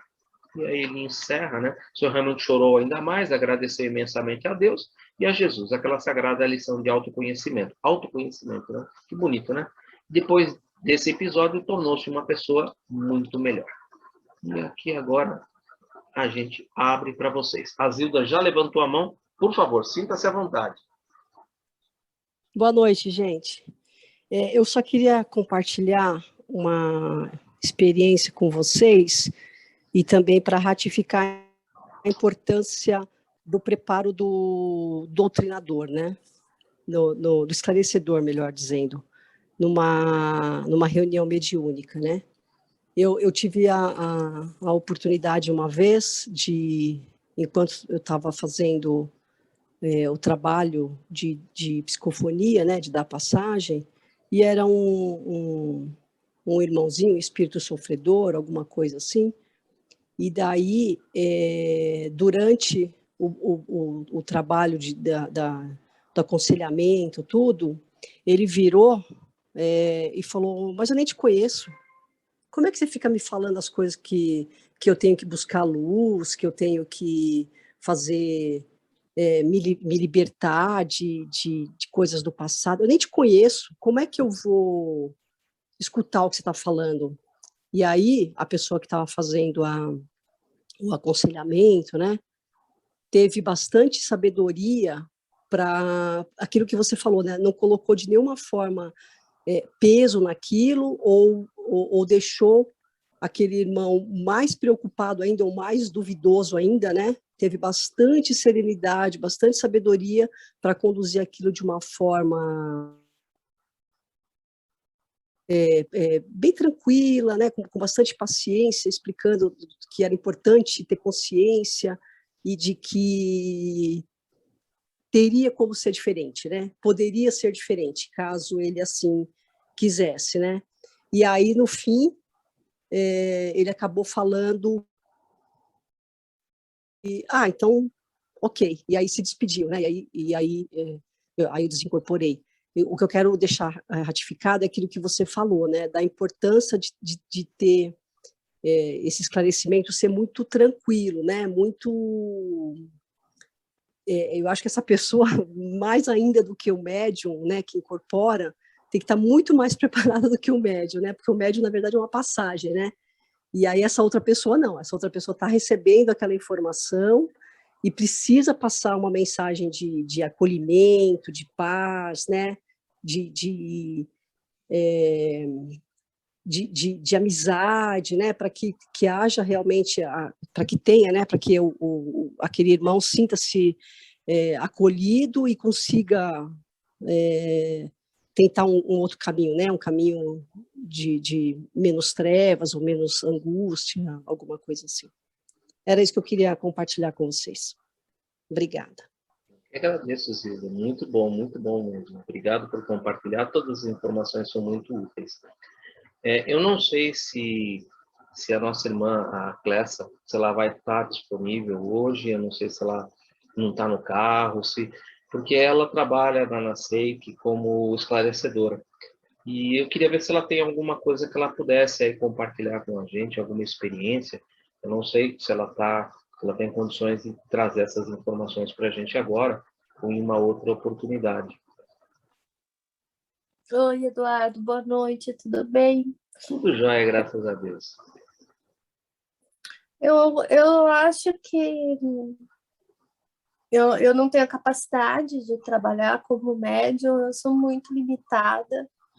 E o papel que me coube foi, eventualmente, esclarecer em alguns momentos, mas com certeza a gente é muito mais esclarecido do que esclarecido, quero dizer assim, ajudado, né? Do que a nossa capacidade de ajudar. Se o médium é um instrumento de passagem, o esclarecedor também é, porque nós podemos ter um conhecimento mais teórico, mas a nossa prática do dia a dia passa tão longe do ideal, ou do necessário, ou do que seria possível, que não tem nem o que falar, né? Ser esclarecedor é todo dia correr, ter a possibilidade de realmente ouvir uma lição como essa que aconteceu. Eu acho que nenhum esclarecedor passa pelos trabalhos sem ter o seu revés, sem ter o seu dia de esclarecido, e que a gente só agradece, porque não tem como você achar que você é melhor do que alguém, ou que você já viu alguma coisa, ou que você já passou por alguma coisa. Se a gente passou em alguma experiência, tem infinitas experiências que a gente ainda não conhece e precisa. O trabalho mediúnico é um aprendizado em que estamos todos juntos, médium, esclarecedor e esclarecido. Não tem diferença, tá todo mundo na mesma régua, tá todo mundo no mesmo nível, na mesma bacia. E todo mundo se ajuda a levantar juntos, né? É esse o resultado. Obrigado por compartilhar com a gente. É importante, né? Por isso que eu pedi para a Clécia trazer essa informação, porque ela trabalha com esclarecimento, e é o que ela disse, né? Nós todos temos os nossos percalços, nós todos temos no nosso dia a dia as nossas atitudes, os nossos atos. Isso faz parte do nosso ser, né? O que eu volto a ratificar quando eu li ali, quando eu comentei, é que a gente tem que ter o coração aberto para que, se em algum momento há uma exposição desse sentido, a gente vê pelo lado bom. Eu vou dar um exemplo. Se de repente eu tivesse numa situação hipoteticamente como essa, em que ele virasse para mim e falasse assim, olha, mas eu te acompanhei a semana passada e eu vi você fazer uma coisa que aqui você está falando para mim que ela é muito ruim. Eu acho que eu pensaria e falaria para ele, puxa vida, que bom que você me alertou a respeito disso, porque realmente eu não posso falar uma coisa e fazer outra. E eu erro tanto quanto você. Eu estou aqui junto de você, para quem sabe a gente, nós dois aqui juntos, a gente possa um curar o outro. Porque eu estou ferido pelo erro que eu fiz, eu estou me sentindo ferido, e eu quero me restabelecer. E como você também está percebendo que isso é um erro, já que você está falando para mim que é um erro, por que a gente não junto, não tenta consertar esse erro e juntos a gente pode sair dessa situação em que a gente se encontra, né? Eu sempre prezo muito por aquilo que eu canso de falar, que ninguém faz nada sozinho, né? Então, se ele reconheceu que eu tenho um erro, então, por que você não me ajuda a eu sair dos meus erros e eu te ajudo também a você sair dos seus e quem sabe a gente possa encontrar juntos a felicidade. É uma opção que eu possivelmente poderia pensar na hora, mas é como a Clécia falou, a gente nunca trabalha sozinho, a gente tem como médium, né? O esclarecedor, ele é muito intuído, ele é muito inspirado e intuído, né? E nessa inspiração, nessa intuição, às vezes vem ali as respostas e você vai simplesmente dando desembaraçar das coisas e vai fazendo um processo de esclarecimento natural.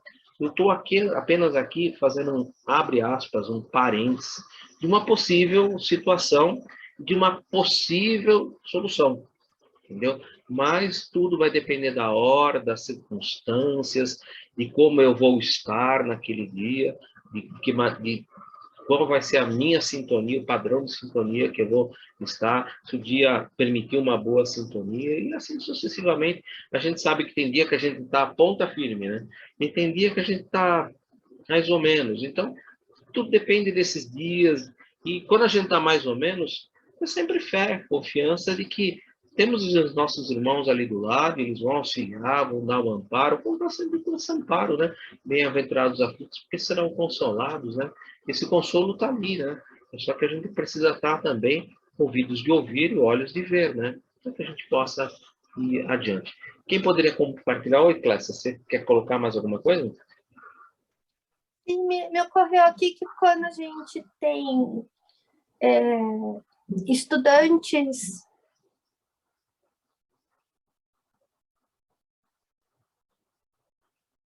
Eu acho que caiu.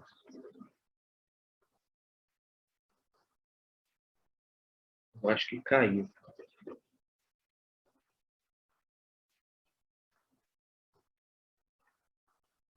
Caiu o som, Clécia.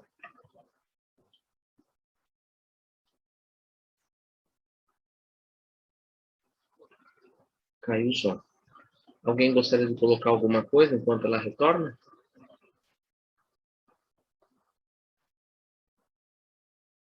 Meg, não tem nada que você tenha lembro dos seus trabalhos? Que queira trazer? Você teve bastante trabalho. Na nossa sala, né, Rose, já aconteceu. E o cara falou, você tá dando uma de boazinha? O que você pensa que você é, tal? Mas, Edu, eu vou te falar uma coisa. Eu acho que se fosse enviado de Jesus mesmo, de fato, não colocaria o cara numa situação vexatória dessa. Porque virar para mim e falar, você dá uma de santinha, que você é boazinha, é uma coisa. Mas falar, você tá aí com raiva do seu marido que te traiu, isso é um tapa na cara que duvido que o enviado de Jesus faria. Sei, eu acho assim, você ouvi. foi lá e roubou naquela gaveta, na frente da nossa sala, né, Rose, que nós temos lá 13 pessoas sentadas. Gente, o dirigente pode ser muito equilibrado, mas um obsessor te falar isso numa sala de reunião, puxa Maria, é um golpe baixíssimo para um enviado de Jesus. Eu não diria que é um enviado, nesse caso... É uma boa chacoalhada, eu não sei qual era a situação da pessoa lá, Sim. Mas nós já passamos em situações, né, Rose, lá na sala, bem nesse nível. Mas uma coisa é falar para mim assim, você está dando uma de boazinha, você não é boazinha assim, não. Aí você responder, é verdade, eu estou aqui melhorando, eu estou aqui melhorando o meu modo de agir. Né? Nós saímos assim, não é, Rose, lá na sala? A gente sai por outra vertente. Mas se o espírito me pega e fala para mim, você não gosta, seu marido te traiu, é uma coisa de um nível baixíssimo. Eu acho que eu também perderia meu equilíbrio. Eu ia sentar e chorar, eu acho, Deus me livre. Eu falo assim, volta já para o umbral. Volta já para o umbral. Eu fiquei mal mesmo, né? É uma história, assim, que eu acho que é uma interpretação um bocado, muita frieza para... Né, isso ter acontecido numa casa espírita, na frente de todo mundo, ainda mais vamos supor, naquele salão lindo que você colocou a foto, 1000 pessoas sentadas assistindo, olhando na tua cara, uma coisa totalmente íntima e pessoal, né? Não é um tapinha na cara, isso aí foi um empurrão ladeira abaixo, 10 andares. Agora, né? como é que eu iniciei, né, Meg? Né? Isso daí é uma psicografia. Claro. Não, ainda bem, graças a Deus. Mas tomara a Deus que nunca aconteça isso na nossa turma, né, Rose? Porque eu abri o isso aí é tirar uma isso coisa não muito aconteceu pessoal. Na casa do Gulapa. Ele psicografou. Sim. Eu estou invertendo numa outra situação, uma vertente numa outra visão do outro lado da moeda. Eu estou fazendo o papel da advogada do diabo mesmo, né? Porque, na verdade, vamos interpretar a situação também por outros ângulos de visão. O cara precisava mesmo, talvez, mas eu digo numa reuniãozinha mais íntima, não sei, mas eu ainda acho que o Espírito de Jesus, um enviado de Jesus, né? Foi uma situação muito Eu acho que ali foi mais um material de estudo mesmo, né? Foi, eu achei bacana, é igual aquele livro Aconteceu na Casa Espírita. Você lê aquele livro Aconteceu na Casa Espírita, você fala, gente, né? Que isso? Né? É bem assim nesse nível, né? Por isso que eu estava quietinha, Dudu. Ainda bem que eu abri com aquela oração que Deus dá-nos, Jesus, muito discernimento, muita inteligência, muito raciocínio mesmo, porque só o Espiritismo para explicar tantas coisas mesmo, né? Só. Não existe outro jeito. Mas você se liga, viu, Meg? Porque qualquer hora você vai levar um tapão na orelha do meu mentor falando assim, vai, desenha logo, para de frescura, mulher. Eu sempre penso nisso, Rose. Não foi só esse papel que você veio fazer aqui, não. Jesus, tá bom, sim, senhor? Pois não. Só um comentário para sair um pouco da situação, Edu, tá? Mas foi ótimo. Tá? Eu acho que esse comentário, eu caí aqui, minha internet caiu, mas o pedacinho que eu vi desse comentário só serve para gente esclarecedor, pros esclarecedores se lembrarem de como a gente gostaria de ser tratado. Porque quando nós recebemos um irmão que precisa de ajuda, muitas vezes ele ali escancara a vida dele, ou tem a vida dele escancarada de uma maneira da qual nós não gostaríamos que tivesse a nossa. Então, que esse seja sempre o nosso espelho. Né? De que maneira acolher quem está passando por essa situação vexatória em muitos aspectos. Né? Inclusive, o acolhimento dele no final, né, que ele fala para o irmão, né, chore tudo que você tem para chorar, realmente era um choque necessário que você precisava, para que você saísse dessa situação que você se encontrava, essa situação de hipocrisia, e que você precisava abrir um pouco mão dessa situação que você se encontrava. Eu contei que eu trabalhei por muitos anos com um esclarecedor, e é uma pessoa que, como eu falei para vocês, ele tem profundo conhecimento, é uma pessoa que trabalha há muitos anos com esclarecimento, mas uma vez eu vi ele cair numa situação em que ele ficou um pouco irritado, perdeu um pouco o domínio ali do trabalho, Então, isso, é importante a gente pensar, né? É importante a gente ter consciência sobre isso, que pode acontecer. Esse mesmo orientador, em algumas vezes que a gente conversava ali antes dos trabalhos mediúnicos, ele contava histórias de outros locais onde ele trabalhou, em que ele falou, olha, aquilo que a Meg falou, né? O cara chegou para fazer o trabalho e simplesmente o espírito virou para ele na cara dele e falou, e você estava agora à tarde com a tua amante e você vem aqui me chamar a atenção do quê? Você acha que você é melhor do que eu? Na frente de todo mundo, na bucha, né? Na bucha mesmo. Então, esse tipo de situação, desculpa, gente, pode acontecer. Pode acontecer. Eu não vejo dizer para vocês, não, isso nunca vai acontecer. Isso pode acontecer. Aqui em nossos olhos, né, uns olhando para os outros, mas você vê, nós estamos nesse momento em 12, agora há pouquinho nós éramos 15. Quantos de nós ligou a câmera? Agora, o espírito está lá, nós não estamos vendo ele. Mas ele e todo mundo que está na sala está vendo. Então, é mais fácil para o espírito realmente que nós não estamos vendo falar tudo isso, do que nós, entre nós, olhar no rosto e falar. Né? É uma situação, né? Observe só o nosso quadro aqui. Claro que isso aqui existe, essa possibilidade, eu também faço, né? Mas pensa nisso, nós estamos aqui num grupo de estudo, aprendendo, nos organizando, né? Adquirindo conhecimento, mas pensa num trabalho, chefe cara a cara, funcionário cara a cara, seu subalterno ou seu superior cara a cara. É duro, gente, Não, mas é aprendizado, eu acho que tudo na vida é aprendizado. É aprendizado. No capítulo 19 desse livro, a nossa irmã Matilde, ela vai falar para a Margarida que os nossos inimigos, na verdade, em alguns momentos, são muitos nossos amigos.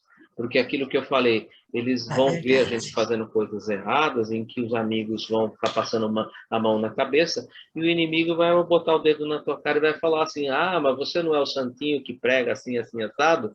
Bom, eu já cansei de ouvir isso lá em casa, né? Então, só fazer um desledia de nada, todo mundo, mas você não é o cara que fala, não sei o quê. Isso é bom, sabe, Meg? Porque faz, na hora, você refletir e falar, puxa vida, realmente, né? Se eu falo, por que eu estou fazendo, né? Não devo, né?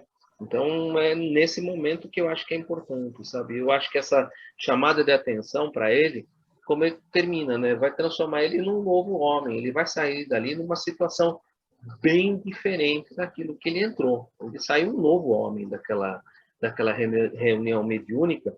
Ele pode ter até se chorado muito, se sentido muito, como você falou, uma situação muito triste, mas ele vai sair dali um novo homem. E eu te garanto que os próximos esclarecimentos dele vão ser supimpa, porque é esses pontos em que... Tirou aquilo de dentro de si, né? Algo que ele guardava, imagina, que mágoa, que angústia, né? E aí se expôs, ele tira, né? Ele rompe com aquela coisa horrorosa, né, que fica na consciência. E o interessante que mostra bem nesse texto, e que assim pode ser um texto, pode nunca ter ocorrido, mas eu acho difícil, né, porque isso é uma coisa totalmente possível, acredito, de acontecer. Possível, Mas assim, eu acho que para quem é o esclarecedor, você nunca sabe quem é que está ali, né? Como a Meg falou, você não está enxergando, você nunca sabe. Colocou, né? Ela está devassando a sua vida para você, né? E você tem que respeitar, né? E você não pode subjugar, achando que só porque ele está lá, você é melhor que ele, de jeito nenhum. Levado para lá, para um auxílio, para um esclarecimento, ele tem, sabe, você é um superior, você está numa outra condição, graças a Deus, né? Mas pode ser que né? Vai saber, às vezes só dar uma mão para uma pessoa dessa, para um espírito desse, quer dizer, ele já vai se transformar e vai se mudar. Quantos casos da literatura que a gente até estuda aí, que a pessoa se transformou num próprio Emmanuel, né? A gente para pensar. Eu sei que é uma coisa muito longa, né? Tudo é muito tempo, mas às vezes a pessoa só precisa de um suporte e outros não, outros vêm debater, outros... Tem tantas religiões aí, imagina, a pessoa vai levada lá, não sabe nem direito que se desencarnou, se desencarnou, não acredita, quer questionar, quer entender, lá ela quer entender. A gente está tendo o privilégio de entender aqui, mas às vezes estão querendo entender lá, sem saber o que está acontecendo. E a dificuldade, né? A dificuldade e aquele negócio realmente é o carinho, o amor, eu acho que tem que estar sempre assim, se a primeira palavra você colocar para fora, né? Porque realmente você não sabe quem está ali, né? É muito interessante isso, né? Quando a gente começa a estudar, um pouquinho que a gente sabe o quanto isso é cobrado de nós, né? Tipo, o quanto, tipo assim, opa, aumentou um pontinho aqui no teu conhecimento, agora não dá mais para você regredir. Porque se você regredir, você aqui vai estar assumindo, porque você já sabe que não pode, não é verdade? A gente... A nossa própria consciência, né? No fim, foi a libertação dele, né? Porque o livro fala em libertação. Foi a libertação dele, coitado. Que sufoco aquilo na alma dele, né? Foi a libertação. Gilberto, você que mandou o texto para mim, o que você coloca? Ou Clessa, por favor, você que abrir o microfone, por favor. Rapidinho, que interessante é que o esclarecedor que toma a invertida, ele não foi quem cometeu a traição. A dificuldade dele era do perdão. Sim. Mas o erro dele não foi a traição. Então, ele ainda escolhe as atitudes dele. Ele poderia ter traído. E se ele traiu, eu acho que aí ele realmente escancara toda a situação, né? Mas não é o caso desse esclarecedor. Ele tomou uma invertida assim, mas numa lição das mais difíceis que a gente tem, a do perdão. Por isso que eu fiquei muito preso, eu marquei a palavra perdão, porque quando o Espírito usou a palavra perdão, eu falei, ai, nós não estamos aqui de frente de um espírito obsessor. Aqui é um espírito que tem esclarecimento, porque espírito obsessor só pensa em vingança, ódio, crueldade, não fala de perdão, eles não querem falar de perdão. Quando ele usou a palavra perdão, eu falei, não, isso aqui é um ensinamento. Alguém aqui vai ensinar alguma coisa para alguém. É uma situação diferente, né? Ouvindo essa palavra perdão, é uma hora de você refletir. Olha, tem algo que a gente tem que pensar. Tem algo a mais para a gente pensar. Muito bem lembrado da Clécia. Eu até frisei essa palavra, porque ela é uma palavra importante nesse texto, né? Gilberto, você quer colocar alguma coisa? Você que mandou para a gente o texto, o que você achou do estudo? Comenta aí com a gente. Não sei se você pode, se você tem condição.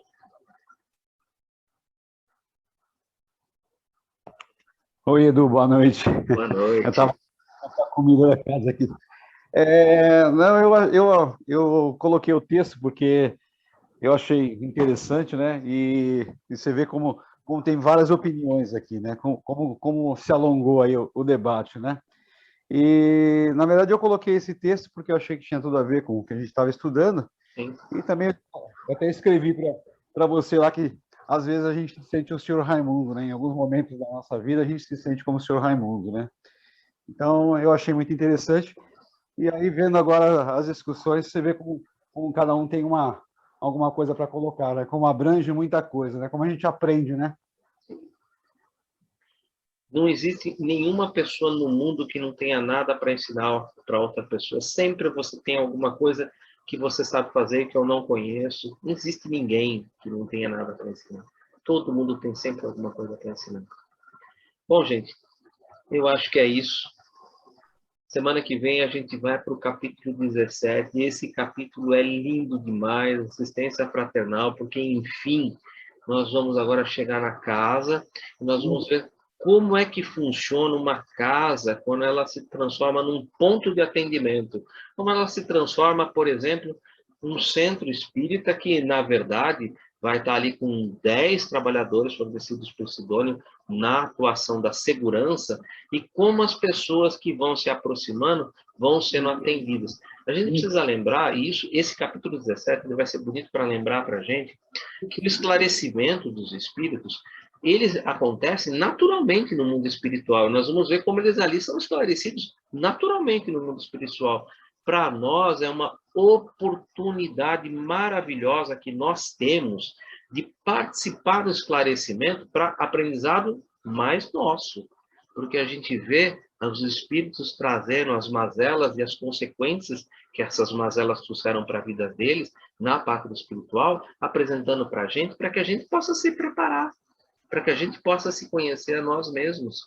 É nós que aprendemos. Quando a gente fala assim, nós vamos lá fazer desobsessão para ajudar os espíritos, nós estamos nos ajudando, tá, gente? Não vem com essa história, não. Nós estamos nos ajudando. O capítulo 17 vai mostrar a assistência fraternal, como essa assistência é naturalmente praticada no mundo espiritual, como os espíritos ali são naturalmente atendidos, são naturalmente esclarecidos, e a oportunidade maravilhosa que nós temos de aprender.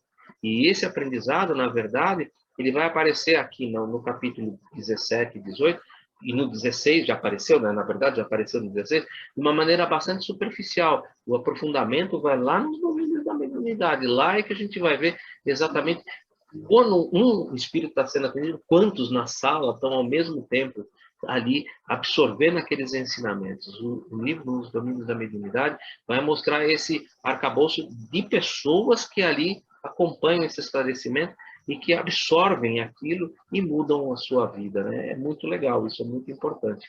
Então, semana que vem, assistência fraternal, capítulo 17. Não dá para fazer o capítulo 17 em um único encontro, ele vai ser dividido em dois. O capítulo tem, eu já acho que eu coloquei para vocês, tem 50 slides, né? Então, ele é bem extenso, porque realmente tem muita coisa interessante ali para a gente conversar. Tem inúmeros comentários que eu fiz que são bastante interessantes para a gente aprofundar no assunto. Assim, a gente pode realmente fazer um bom arcabouço de informações para entrar no próximo livro já bem mais sedimentado. Agora a gente já tem uma ideia mais ou menos de como é que funciona o processo de esclarecimento, a que situações o esclarecedor pode ali estar exposto. Então a gente já tem uma ideia, né? A gente vai criando ideias para quando a gente chegar nos domínios da mediunidade, a gente já tenha ali onde, já consigo caminhar aqui mais ou menos. Infelizmente a gente não está tendo que isso ideal seria a pessoa estar fazendo, né? O mediúnico 1 e o mediúnico 2, né? Por exemplo, quem segue os livros da FEB, né? Porque ali estaria tendo bastante informações, né? Para usar na vida prática. Mas como a gente não está ainda fazendo os estudos no centro, a gente está usando das obras de André Luiz e compartilhando informações entre nós para a gente estabelecer esse nosso equilíbrio. Quando a gente voltar para o centro, a gente já está pronto para começar os nossos estudos e ir para o trabalho. Graças a Deus. Quem pode fazer para a gente o encerramento, por favor? Edu, não vou fazer encerramento, mas vou usar só alguns segundinhos. Eu recebi hoje do Pensador. Todo mundo tem um beijo que nunca esquece. Um amigo que não largaria por nada. Um remorso que se envergonharia pela vida inteira. Um arrependimento por algo que não fez. Mas todo mundo na vida tem algo para compartilhar, ensinar e aprender. Eu acho assim que tem muito com o que você acabou de falar agora há pouco. Na verdade, essa é a nossa vida. A gente está sempre sintonizado, você vê que essas coisas acabam vindo nesse Recebi dia. Hoje, quando você falou, eu lembrei, eu fui pegar. Então, a gente tá, no dia, normalmente a gente está muito sintonizado. O Gilberto mandou para mim, naquele momento eu tinha 2 horas livres, eu falei, vou transformar isso em slide, eu já estava com tudo pronto. Falei, vou transformar isso em slide, você recebeu isso e a gente acabou tocando no assunto, quer dizer, as coisas vão se sintonizando para que realmente o trabalho seja um trabalho construtivo para todo mundo. Esse é o ideal. Ninguém constrói nada sozinho, sempre em grupos, sempre cada um trazendo um pedacinho. Quem pode fazer o encerramento, por favor? Pode ser um encerramento rápido, gente, não tem problema. Márcia, faz um encerramento para a gente, faz tempo que você não faz.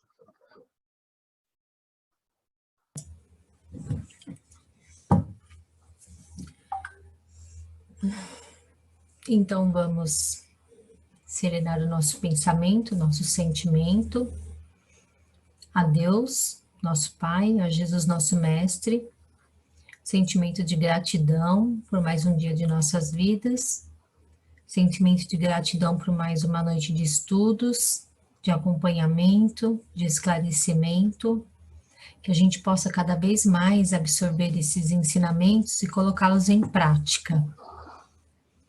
Porque a teoria é importante, mas a prática é muito mais. Porque Jesus não deixou nada escrito, ele praticou, ele exemplificou. tudo para nós. E é esse modelo e esse guia que devemos seguir. Nesta noite, vamos pedir proteção para todos nós, para nossa família, para nossos companheiros de trabalho, vizinhos, amigos, para aqueles que não puderam estar na noite de estudos, pedir proteção, pedir bênçãos e uma noite tranquila de refazimento de energias. E assim, agradecidos, vamos concluir com a prece da Ave Maria. Ave Maria, cheia de graças, o Senhor é convosco, bendito sois vós entre as mulheres, e bendito é o fruto do vosso ventre, Jesus. Santa Maria, Mãe de Jesus, rogai por nós, os pecadores, agora e na hora de nossa passagem. Que assim seja, graças a Deus.